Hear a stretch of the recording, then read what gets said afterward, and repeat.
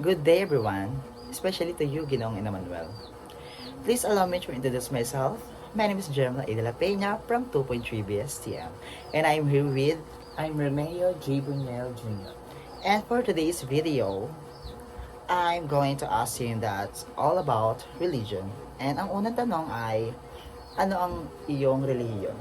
Ako po ay isang Katoliko. And the second one is, naniniwala ka ba sa Panginoon? Yes po, naniniwala ako sa Panginoon. Since naniniwala ka sa Panginoon, and since Katolik ka nga, sabi mo, ano yung mga paniniwala mo as a Katolik?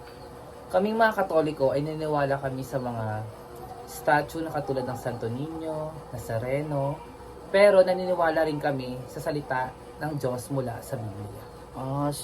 And ayun, sa mga sinabi mo kayo sa mga paniniwala nyo as a Katolik, ano ang pinaka nagustuhan mo sa mga paniniwala nyo nga? Sa paniniwala namin bilang isang Katoliko, naniniwala kami sa isang himala na kung saan nagmumula sa aming pinaniniwalaan, katulad ng Santo Niño at Poong Nazareno.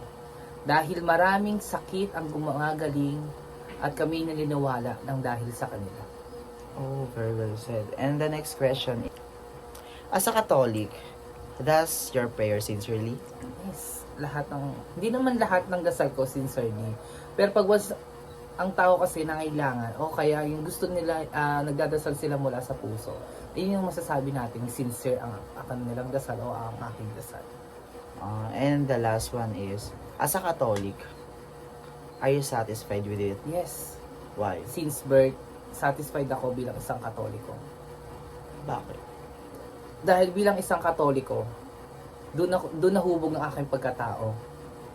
Simula pagkabata hanggang ngayon, isa akong Katoliko, naniniwala kami sa Santo Niño, sa mga statue at sa salita ng Diyos.